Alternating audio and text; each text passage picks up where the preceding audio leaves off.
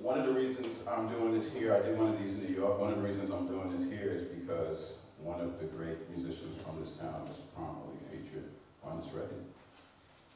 Probably my favorite guitar player of all time.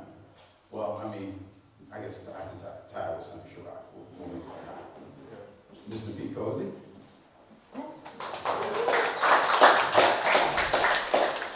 want to come to this town and make sure that everybody knows that his memory is still a blessing, as many of Jewish friends would say.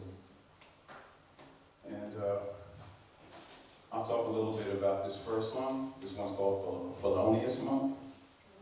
And it features somebody else who's no longer with us, a great keyboard player that, again, one of these people that we know in New York, the children know here, a man named Gums. And the little note you can put on his resume is that when he was alive, he was Herbie Hancock's favorite keyboard player. So it features him and one of my mentees, the third person who's no longer with us, the great multi-instrumentalist named Casey Benjamin, who was prominently, I guess most prominently known as a member of the Robert Glasper Experiment. He was like the guy who played piano, sax, did all auto-tune sound, vocals, all of that. Really great person. I listen often, and you'll hear him playing the crazy stuff at the end. So let's go on down.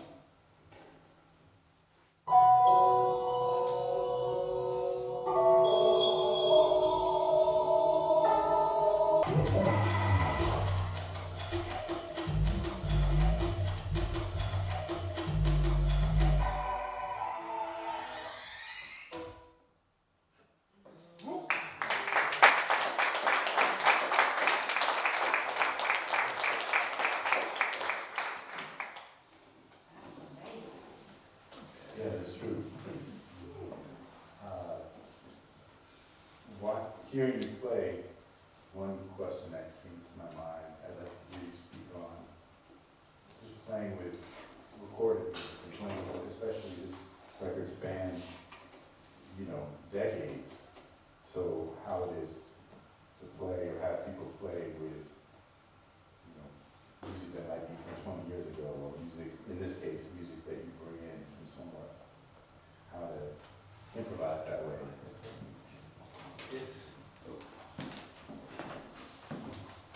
It's interesting because, as far as the record is concerned, that gets into a whole question that we'll pick up more after we listen to the whole thing about memory and intergenerations and all of that. As far as the gig, it's interesting because it's a new kind of dialogue, right, when you're playing with something, because when electronics is like part of what we do now, and it's for me, it's an ongoing thing of, okay, how do I interface with this and how do I make this human? So I tend to try to pick human stuff to interface with as opposed to dealing with the straight up beats all the time. But I kind of look at it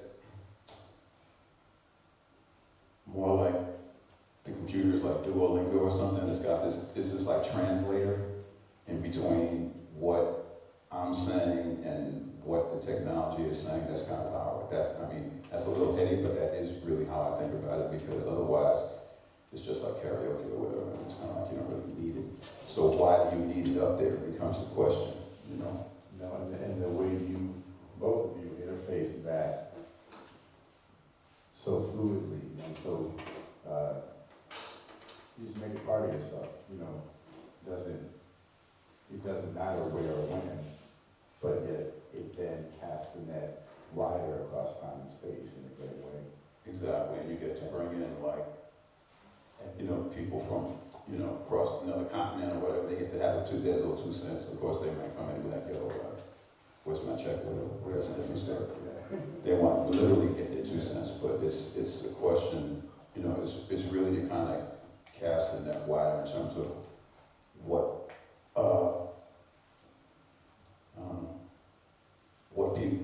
how you interface with, how we interface with the home. That's kind of how I look at it. Yeah, beautiful. And that those questions of intergenerational communication, even in a way communicating post our idea of living. Exactly. This record prompts all these questions. It should be stated, it was, the first part of this session was in 2006. The first was in 2006. And then the last was this year. Yeah, a few months ago. And what I will say now is the actual spark. I mean, the first spark was Doug and Max and Hausu record. Hausu Mountain Records asking me to do something for them. Right? And then I was kind of thinking, okay, what am I going to do? And I went in, which I don't want to go too deep into this because then get ostracized or whatever. But I went and saw the movie Sinners.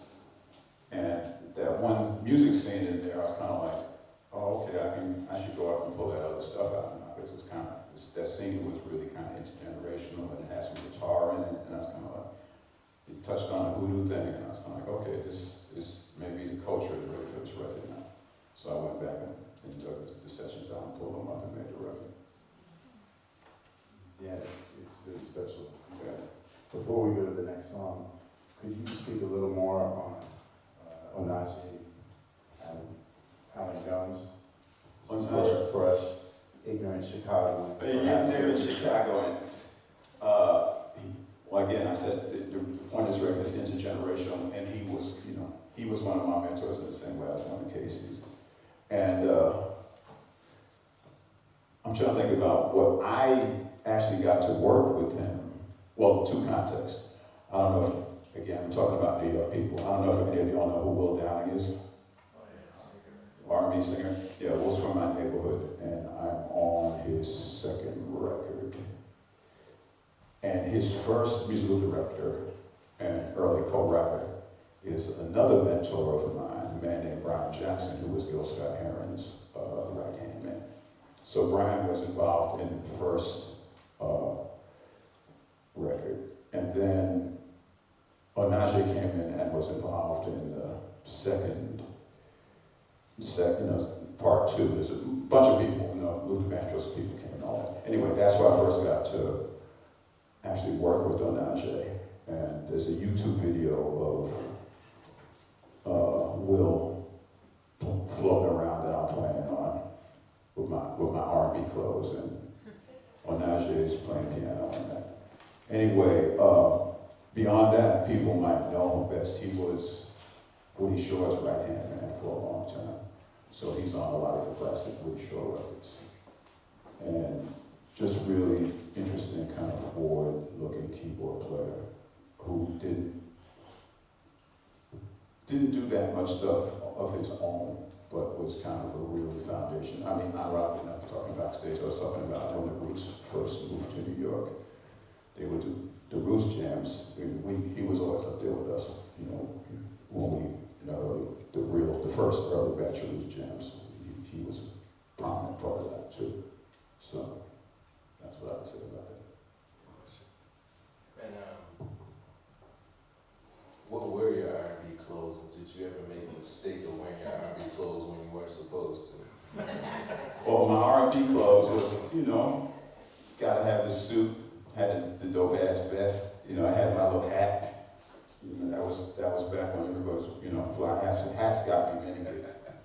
I mean, plus, I'm from Brooklyn, so I had a little voodoo influence, so I had a little top hat for around when sunlight arrived, so I would wear that. But the R&B clothes was, nice suit, nice shirt, vest, shiny shoes. What year was this? Before some of these people in here were born. Definite uncle vibes. The one time I wore the wrong outfit was, there was a Latin band that, not that many Latin people, but there was a Latin band called Yerba Buena that was popular for a minute. And I was in that band, and I got I asked what the dress code was, and they said Latin urban. So I just put on my Brooklyn shit, you know, I had my baggy shit, and, you know, I don't wear Timbs, but I had some, you know, some boots, whatever.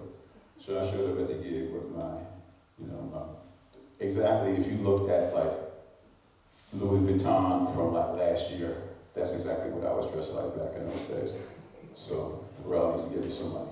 But anyway, I showed up at the gig looking like that, and everybody else had on like fucking, you know, Hawaiian shirts and shit. You can't go hats the way Cuban people dress. And the MD looked at me and I said, dude, you said Latin urban, y'all are Latin, I'm urban. So I left it at that. So that was one time. How do you take that? It was too late. It worked, you know. All right, so on to the next song. I'm gonna quiz people here. Does anybody, how many people, if anybody, knows who Gullah Jack is? Aha. See, that's because everybody from here is from Mississippi and not from South Carolina. How many of you know who Denmark Vesey is? See, it would be, see, this is why he's up here. One person who knows is him.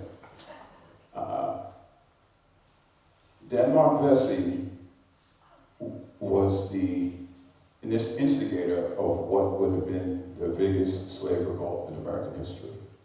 He got together literally 10,000 people in the Charleston area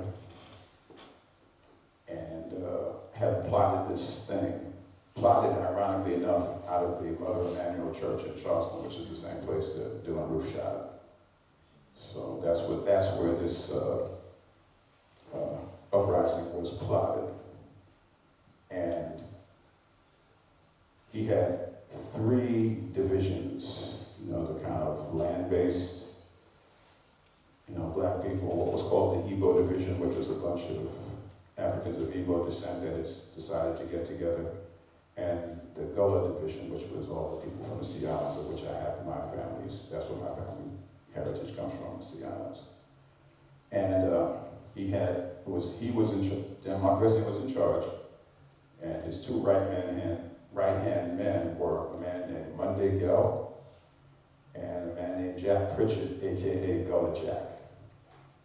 And the thing about Gullah Jack was, to the white people, he was pretty much the stereotypical shiftless Negro. They, you know, when he was with them, he would act totally different. He would act like, you know, Stephen Fetchit or something. But on the islands, he was the main, what they called Dr. back then, which was, he was the root man. He was the hoodoo man. And he was also like the spiritual advisor of basically the Gullah Geechee community at that time. So the idea being that, you know, and this goes back to the thing I've been telling my friends, which is in this era where we need to re-embrace Brer Rabbit. You don't always have to go at everything in a straight line. You know, sometimes you gotta come around sideways to get what you want. So I decided to call the song Gullah Jack for a variety of reasons, because on one hand it's the kind of poppiest song on the record, and it seems like, yeah, it's a cute little pop song. But on the other hand, it's kind of like the most intricate, you know. And then, you know, I got some, you know, I got the beatboxing there, I got some hand clamps and hand stops, I got the ancestral vibe.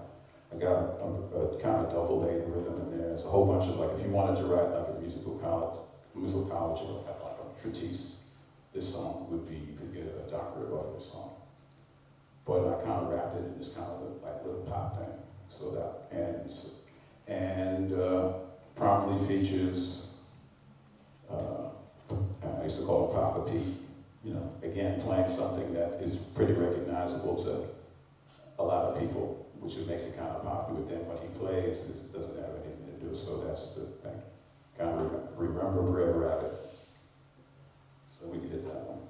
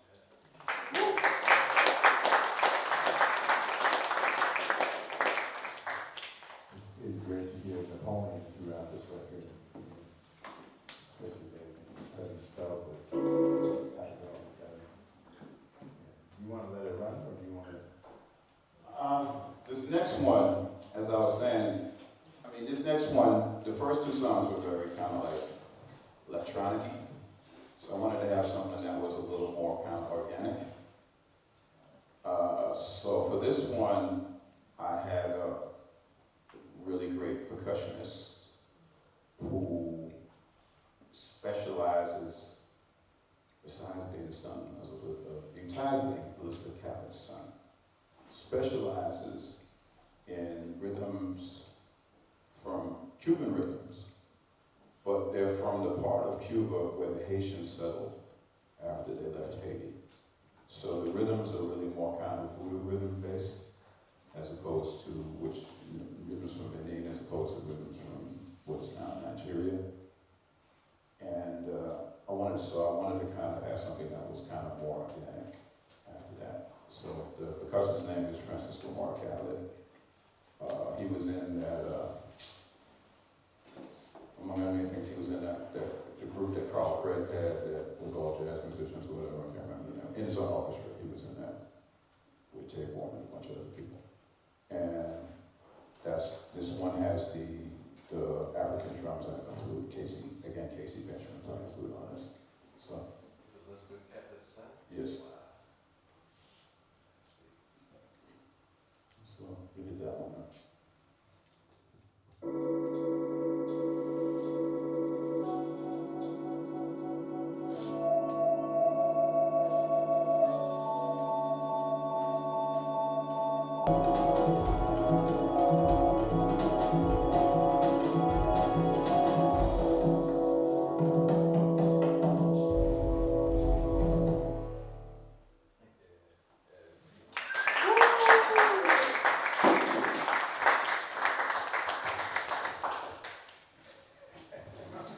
You spoke about memory, and I'm in the process of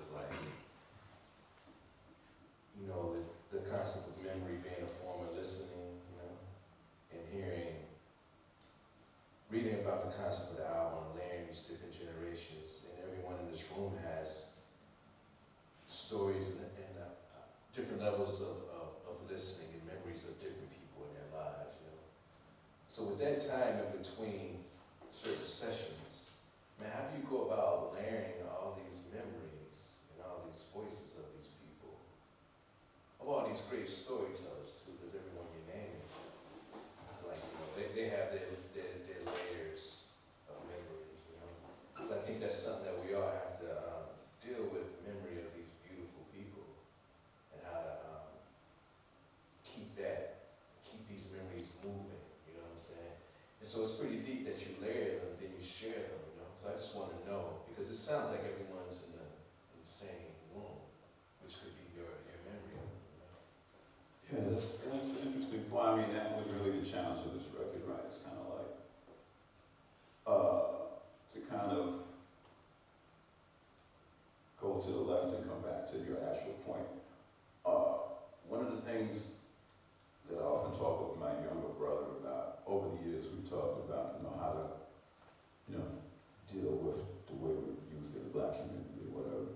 And one of the things that I always push back on, because a lot of times you get in a room with a bunch of people and it's a bunch of dudes with suits talking about what we need to do about, those youth. And I'm always like, it ain't them.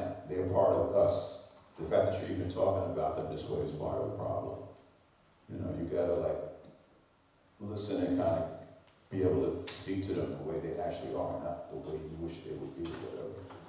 And making this record was kind of like that, because it's a question of, okay, these people, everybody on this record had a strong personality, but it's also a question of what is the actual conversation, and what is the actual conversation with what these people did, and what I did back in 2006 with what's happening in 2025. So it's really kind of about just listening to what they did and kind of really thinking about, okay, how does this relate, first of all, to, the original concept of the record, which was this kind of real weird thought experiment. I should share that. Part of the reason I ended up in this particular place is because one of my main kind of sounding boards and the inspiration for this record is called Anamibia Sessions, because a good friend of mine that's his, I'm not gonna out him too much, but that word Anamibia is very connected to a good friend of mine, the visual artist out the job. And me and AJ, we call him AJ, me and him we've been talking about, I've done music from all his early pieces. I did all the sound for. The piece that blew him up was the Kanye thing, so I didn't do the sound for that. But the last couple of things, that, again, have been things that I made for him. And we're actually doing a duo thing in an art space next week in New York. So we're like long time working buddies. And Arthur's idea was to have a bunch of people play along to the Bitches Brew record and then take the record away and see what's left when you do that. So I took that idea and ran with it. And I had, the first person I thought of actually was Pete, so we flew out here to Chicago and we did a bunch of sessions with him. Then we had a bunch of sessions with all the rest of the people I'm talking about in New York. So they were all, so on one hand, they were all playing to this memory of Miles.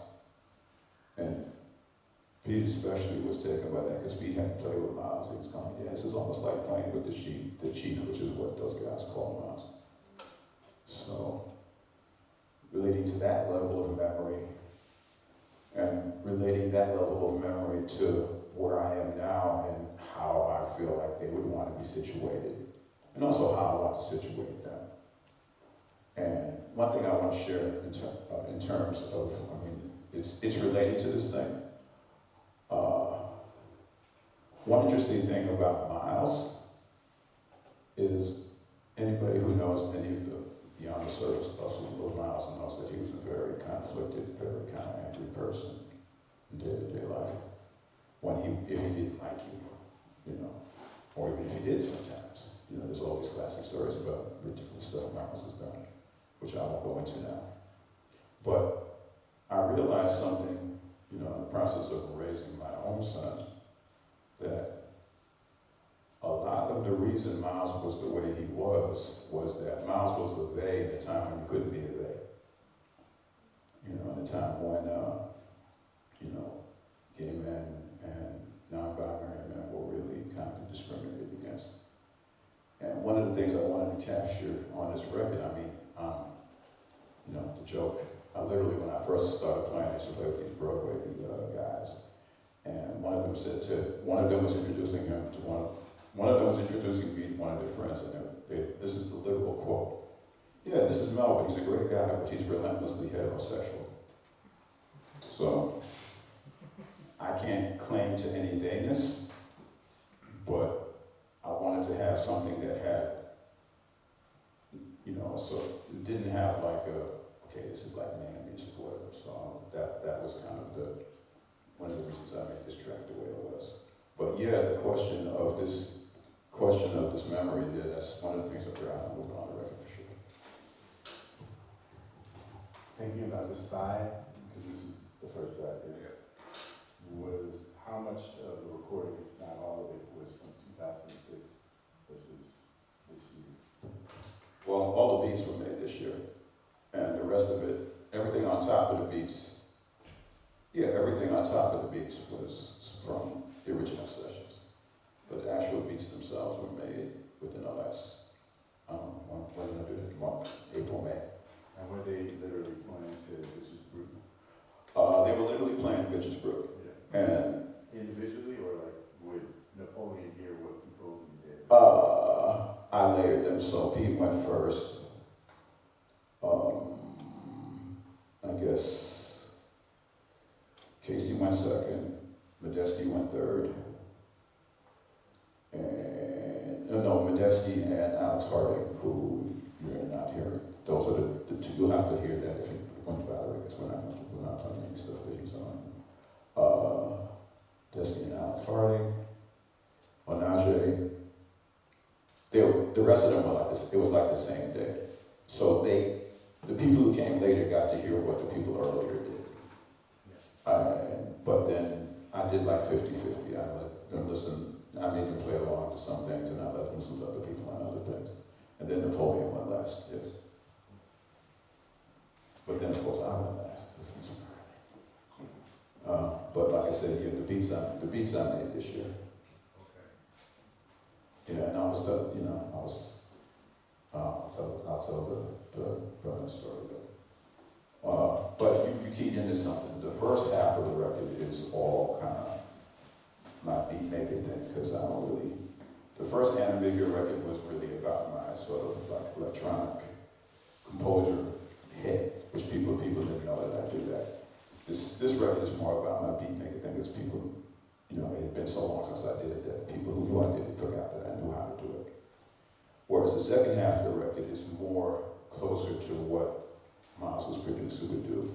It's more beat makery, but it's kind of closer to what the guys actually played. The first side I really just kind of grabbed them and chopped it, But the second side is more kind of like they're actually in the room together, closer to what they would actually did. I just kind of intervened and did my thing to it. Do you see those two records as like two sides of a coin? Yeah, definitely. That's why they're together. They could have been two separate EPs, but I decided to put them together because, again, it's this question of memory, a question of in the best case scenario, it's like you're in the room with your favorite uncle or whatever, and you're chopping it up with them, and yeah, it's kind of like he's talking. Maybe it's some of the things he's saying you weren't there for, but you still vibing with him because you're like, okay, I feel it. So that's kind of what I was going for. But also, I'll just say the first one, which we won't hear tonight, is very different, but I highly recommend it. It's a great record as well. But The Wave, I think, is The Wave, yes, and that was made for one of Arthur Jaffray's pieces called the Gidra. That was originally, some of that stuff that's in The Wave was used in the Gidra, and the rest of the stuff that I made that he didn't use, so I decided to put it out as a record. And there's a lot. I mean, should we go on the side too? The other thing I wondered about is just Amasia, okay, yeah, we can go on. Let's say that for after. It sounds good. Yes.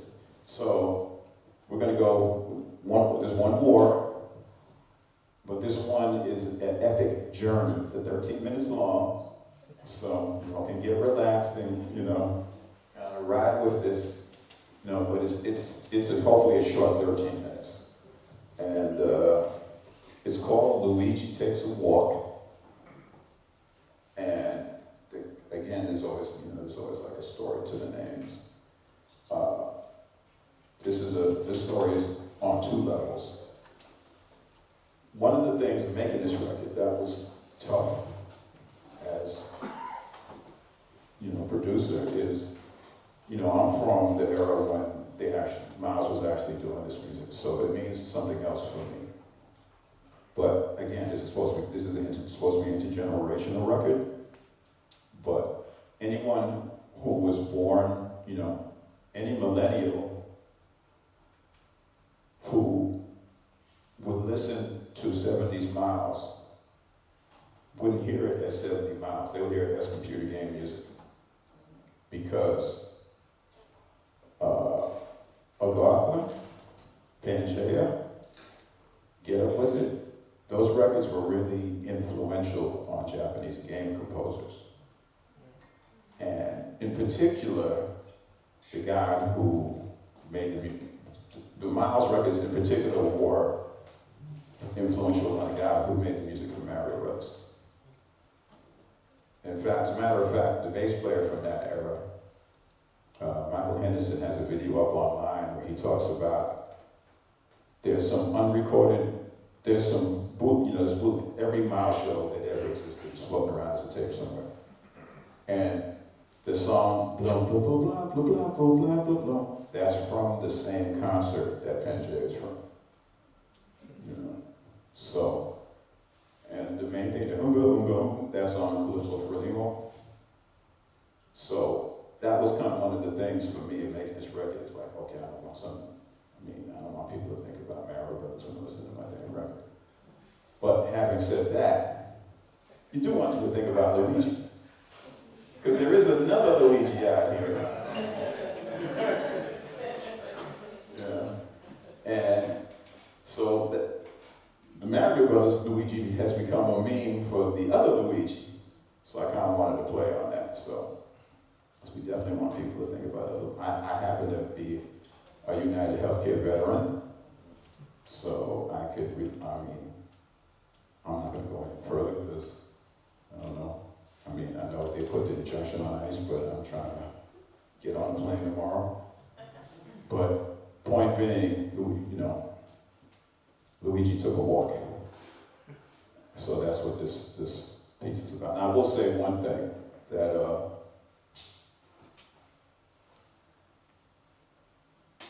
no, I won't say anything. I'll say it afterwards. You can listen to the piece.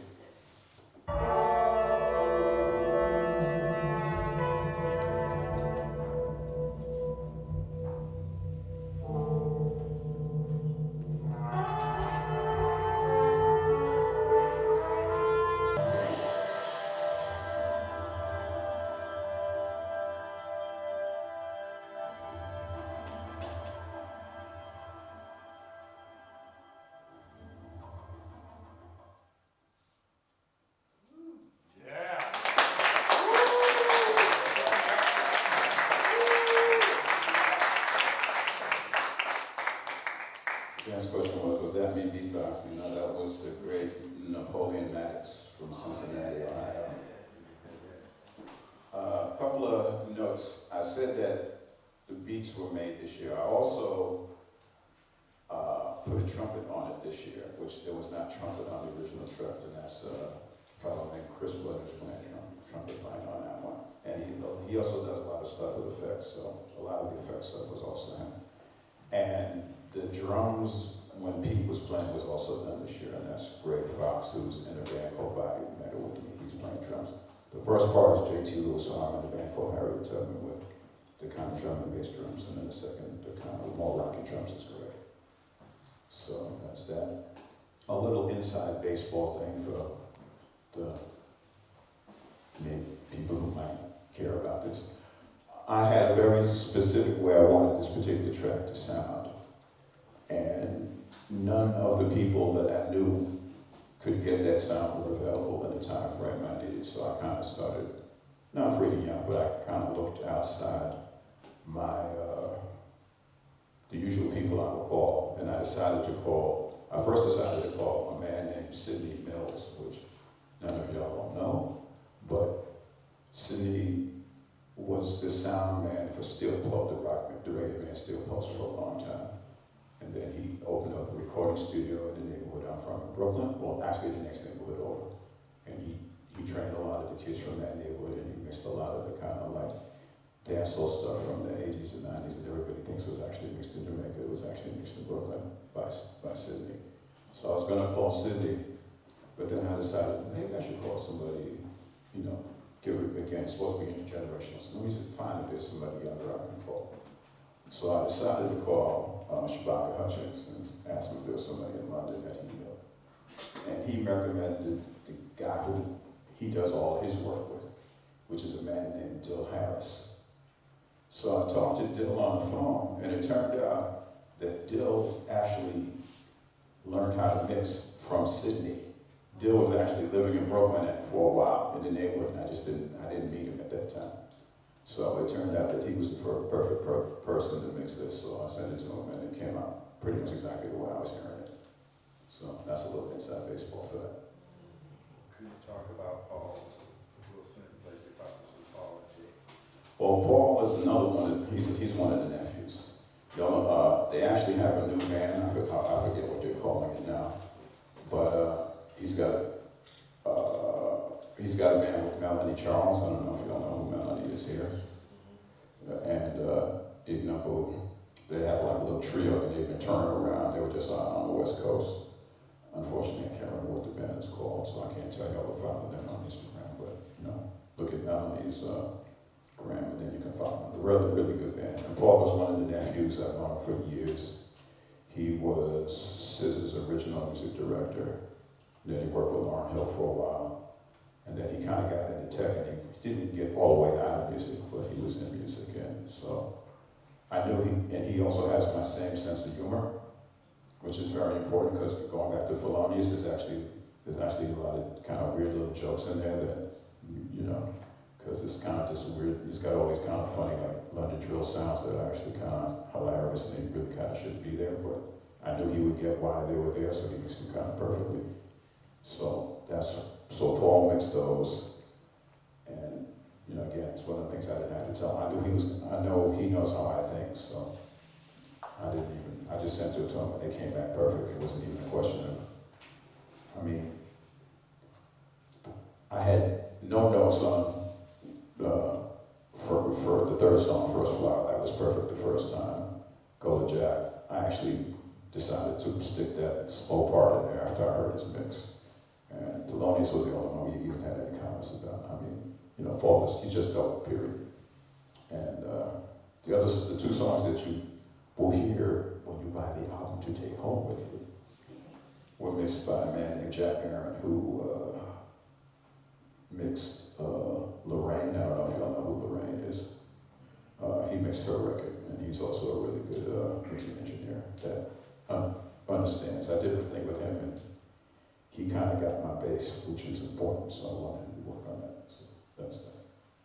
That's cool. So you presented them with essentially a finished, like all the edits were done pretty much, and then Yeah, because it seems like you could do a lot of taking away or add, there's so much of adding. they did. Paul did a very slight bit of editing. Everybody's gonna stick their 2 cents in, and like I said, when you call a mixing engineer, you gotta call somebody that you're not gonna get in an argument with about, okay, you shouldn't have did that. Paul did some very slight maneuvering, but it's more like big picture. no, the big picture was Dealing with so much yeah. information from so many people, how to wrangle that. Yeah, no, the big picture stuff is what I gave him. Done at home. Yeah, that was me just chopping everything up till it sounded the way I wanted it to sound.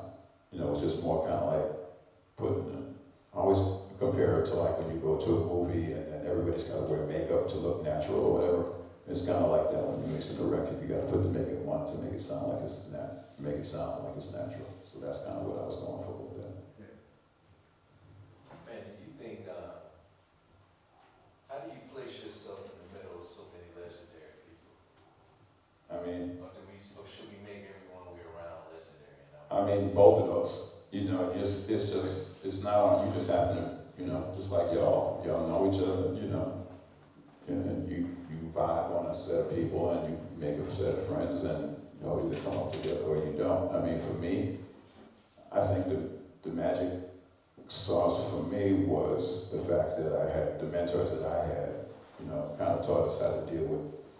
I learned early how to deal with older musicians now, and now that I'm the older musician, I kind of know how to deal with young musicians in a way. It's kind of like you gotta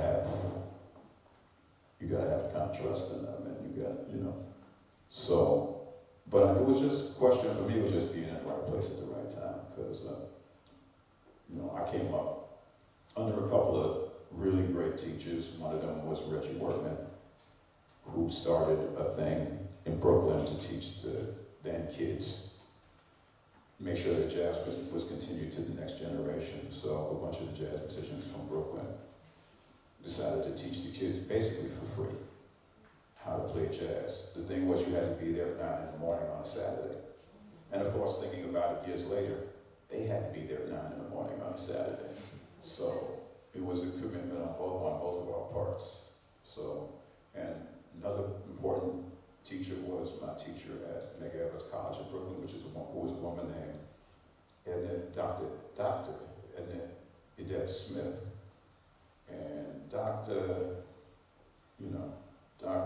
Smith was the bass player in the original Sweethearts of Rhythm, International Sweethearts of Rhythm, which I don't know if y'all know, but that was the all-women's jazz band back in the 50s, whatever.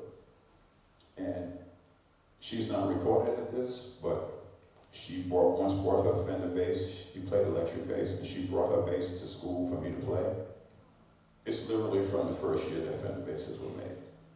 So Montgomery is noted as the first person to play electric bass in jazz, but her bass is from the first year. So she's probably the first person to play electric bass in jazz.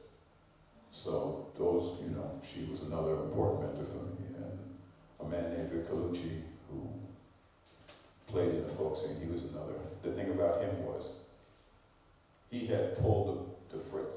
He had pulled the frets off his bass, and he was playing like Charlie Parker tunes on the bass without hearing about this dude in Florida. It was simultaneous. And I learned, that was a great lesson for me. Like, whatever brilliant idea you have, somebody else has it too. So it's a question of getting it out there. And for those of you who don't understand what I'm talking about, Jaco Pastorius got famous, who's known, well known, widely considered, not necessarily by me, but widely considered as the best bass player of all time. And his big thing in the beginning was he pulled the frets off his bass and he was playing Charlie Parker tunes on the bass. Is there a best bass player of all time? I mean, electric, it's got to be James Jackson. I mean, but then you talk about James Jamerson, then you got to talk about Jimmy Blanton, because James is way out of Jimmy Blanton. So those are the two.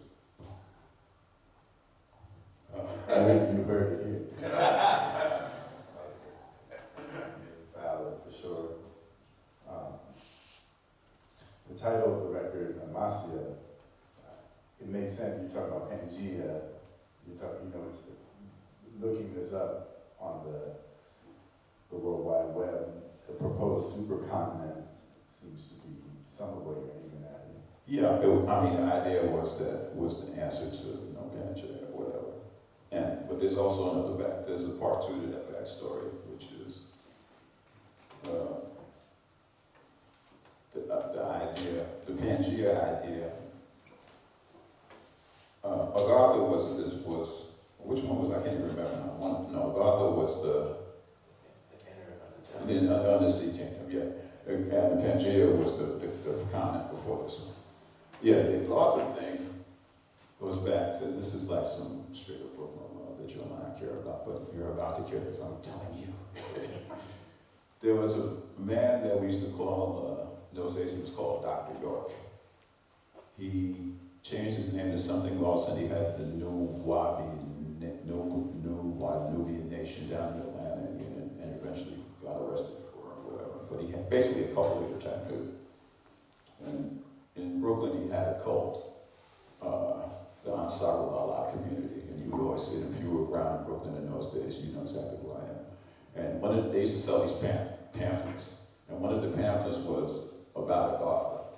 So that was kind of the hope for this idea of a kind of alternative mythical kingdom. And my alternative mythical, this is kind of, again, talking about the game design and the world building and all of that. I started thinking about this idea of alternative future continent where black people were free. And I kind of come up with this, it's kind of like this post-Drexciya idea where the people are kind of amphibian. I don't know if y'all know who the group Drexciya, have you heard of this group? The Detroit techno group, and so it's kind of like, I'm imagining these like future amphibious black people who can breathe underwater and breathe on the land. But they kind of still care about, even though they've never kind of experienced slavery or any of the things we experienced, they kind of revere the struggle or whatever for their own purposes. So that was kind of like the world building thing I found in music to sound.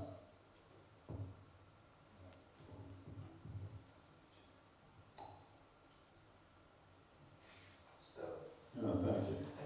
Yeah, absolutely. You touched on the band, I brought it up before, but so much, anything more about just the possibility of temporal transposition?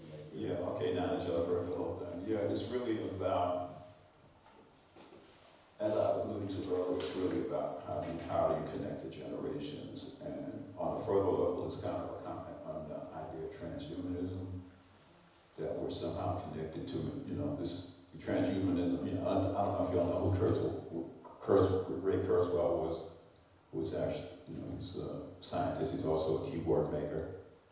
And this idea of computers will become one, or some kind of transhuman species. I wanted to kind of answer that with kind of hoodoo idea of transhumanism that we're kind of connected with nature and you know, different kind of mind meld with the machines. We're not necessarily trying to be co-equal with machines, or God is not a computer or whatever, you know. It's more like nature creates this thing, and then we kind of, you know, through our brains, we kind of form it as this digital thing, but it's never been a digital thing, because it's not subject to our imagination. But, you know, we make these things up to kind of make ourselves feel good or whatever, so I made that to make myself feel good. Yeah, but it really, like I said, going back to, and that's why you hear the voodoo drumming on there and all of that, it really is about kind of like the original transhumanism, where, you know, somebody would dance like the ocean if they wanted to invoke the ocean, or, you know, you move like the wind, you know, kind of those kind of things, as opposed to, okay, now I am a computer, or the God was a computer, or what if AI could sing like Drake or whatever? It's a different thing. Sing like the wind. Yeah, exactly. Yeah. Well, thank you for all this music, and you may be more known than you think you are. I'd say that. I want to posit that. Yeah. You know. And on that note, let's jump into the. There was something I wanted to do. You had asked earlier that I'm not remembering right now, but then let's jump into the future and the what I'm laying the groundwork for here. Oh, yeah. So, in April, there will be a new book published that Melvin wrote, and the science of black music, or how black music took over the world. Am I getting the titles right? Yeah. The working title for years was The Science of Black Music. And it was called that because for many years now, I've been doing a project with a theoretical physicist named Stefan Alexander, who wrote a book about 10 years ago called The Jazz of Physics. So my book was kind of like the answer to that, The Science of Music. And it will retain that title in the UK and on the European continent, but my American publishers in there is Infinite Wisdom, and because I found out later that that's one of the things they get to do is name the book, decided to call it How Black Music Took Over the World. And it still fits that to a certain way, because it talks about the two big buckets of the book. One of the big buckets is black music as an evolutionary process in the West, and the ideas of culture as a form of evolution. And, you know, I hang it on this, in the intro I talk about the idea of one drop. And if you apply that, which is the, traditional American idea of what makes you black, is one drop of black blood or whatever. So if you look at the world's music today, it's all black music, if that's your criteria. So that's one of the, so they ran with that thought, they ran with it, and that's why they decided to call How Black Music took over the world. That's one big bucket. The other big bucket is the geometry of rhythm, which was inspired by an academic named Godfrey Toussaint, who wrote a book about geometry of rhythm. So there's a lot of rhythm diagrams in the book, and I talk about how rhythms evolved through the generations, and how there's a whole chapter about Gullah Geechee rhythm and how that relates to what we do today, and stuff about tuning, and how, one of the big thoughts about black music is that when we were kidnapped and brought here, we had to figure out how to play the sounds, how to make the sounds that we liked on instruments that weren't designed to make them. So you have things like the blues as a sort of hack of, dealing with the instruments that weren't designed with what we wanted to do in mind. So those are kind of the two big buckets of the book. And, I will say that actually, when I handed in the book, my editor called me and said, hey, you're not finished. And I'm like, why am I not finished? Because in the proposal of the book, I had a chapter on the black influence on country music. And when I handed in the book, I decided not to write it because I just didn't really want to have to grapple with, with that subject. And it was kind of like, it so happened that I handed in that book right when, Cowboy Carter blew up. So it was front of mind for him. So I had to go back and write that chapter. But it turned out that I needed to grapple with that, because, you can't really, again, talking about one tribe and talking about, there's so much of what you can watch some random TV show about, somebody going across the prairie. I talk about this in the book, and I have in the book, remember 12 Years a Slave? That guy was a violinist. That was his actual job. And he did a transcription of a song that he heard the slaves singing at Christmas time. And I put the transcription in the book, and if you actually play that transcription, slaves will not come to your mind. People riding stagecoaches across the mountains will. So it's this idea that, the thread of erasure, something I didn't want to grapple with it, but then, the chapter did. So it ended up being cool, because I ended up talking about early New York history. You'll have to read the book if you want to know the rest of it.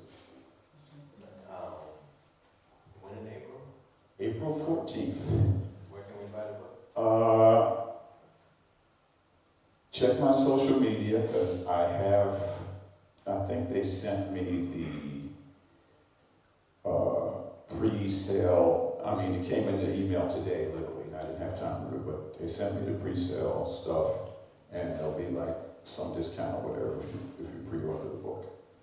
But if you want it, so just unfortunately, I literally didn't have time to print out any cards or anything to bring. But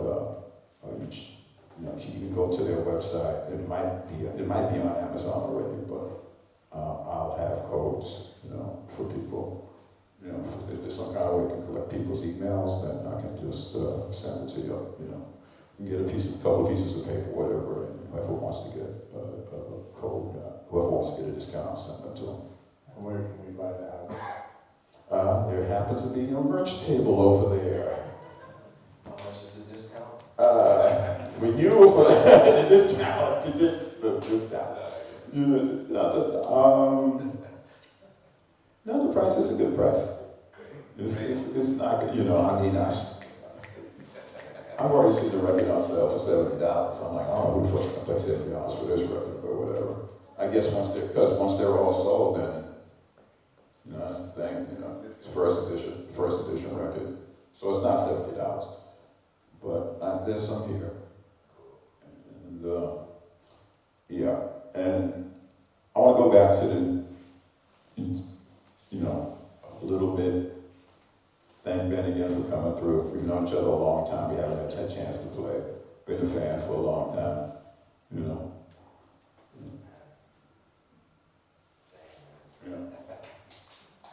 And Josh can play an instrument I can't play.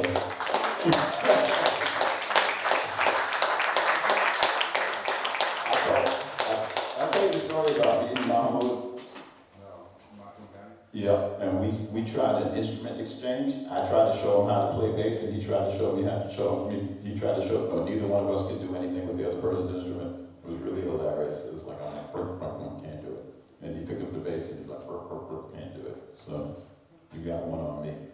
And should we ask if anyone has questions? Yes, we should ask if anyone has questions. Does anyone have questions? I have a question.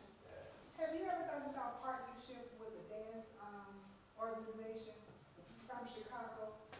If not, I do have somebody in mind for you. It's called 77 Project. Yeah.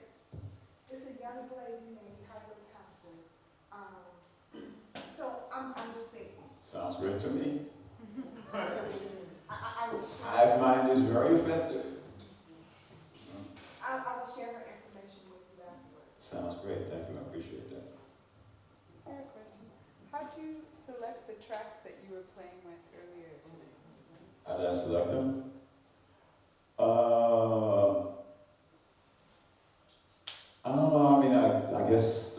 that I thought were going to work best in the room. I mean, there's a couple of other tracks that you didn't hear that I mean, more, you got to dig into a little more and hear them at home, I think, work better. And yeah, I guess the ones I thought would work in the room a bit, or a slightly boomy room the best, because I learned the rooms are boomy. Where did they come from? Oh, where did they come from? What does that mean? Like, whose tracks were you playing? Oh, mine. Are you talking about earlier? Yeah. From the push. Those stuff. Oh, okay. Oh, from my gig. Yeah. Okay. There's an app called Radio Garden, which allows you to tune in radio stations all over the world. And a lot of that, the African stuff is mostly from the radio station in Cotonou, Benin.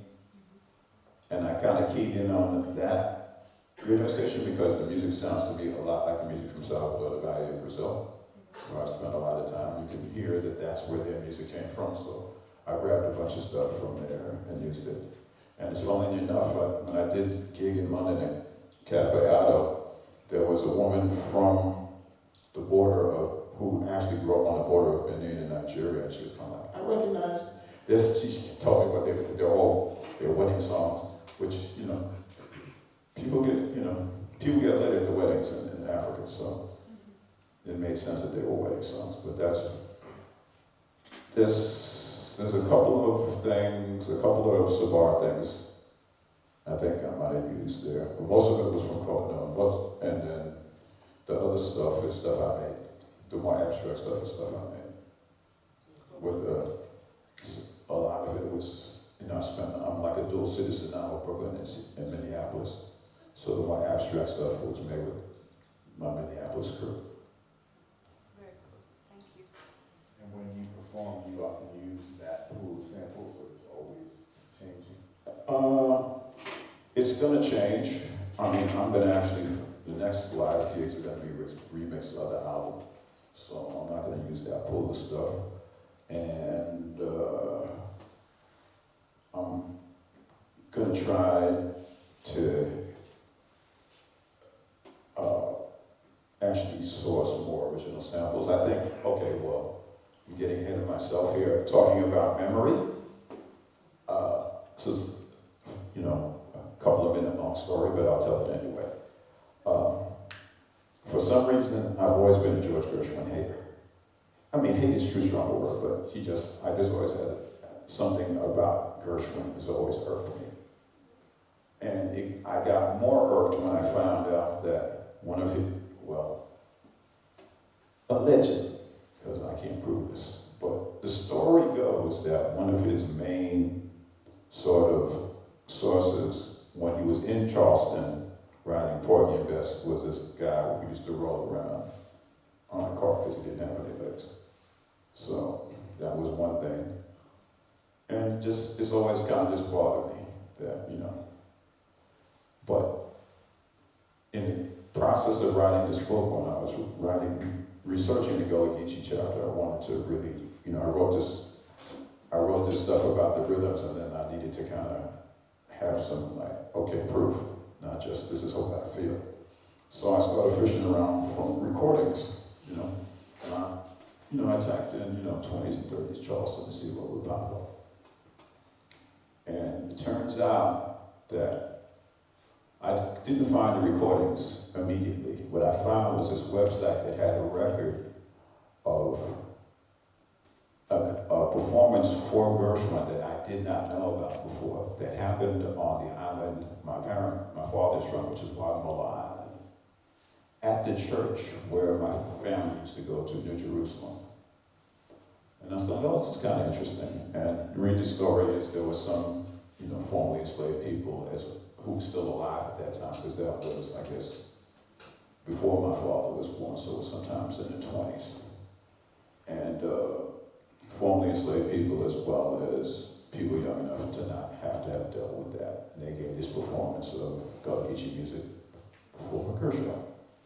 It just so happened that there was a program for the thing on the website. And it just so happened that they listed the performers on the website. So, for giggles, I decided to look at the list of performers. And it turned out my great-grandfather's name was on the performer list. So, there's going to be a project around. And I later found the music of the performance. My grandfather's name is not listed in the music on the performance. But I'm still going to. That's something I can sample and I'm not going to feel bad about jacking. Come sue me, you know. So that's going to be a piece, you know, for next year that I'm going to be working on. So that'll be something sourced that will be different. Thank you, Melvin, so much. There's so much to talk to you about, everything you've been involved with, all the amazing people in your community. Thanks for blessing our community. It's good to be in the land school. And it's good to hear your sound here, man. Come back again. Hey, I was telling them this is my first like dip into the water here, so yeah, I'll be back.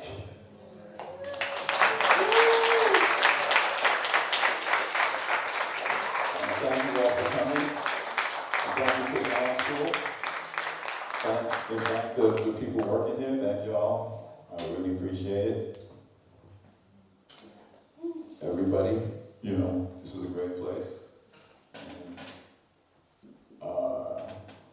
As I said before, there's merch over there. We've got to figure out how to capture names for people who want to get discount codes for the book. That's the other thing.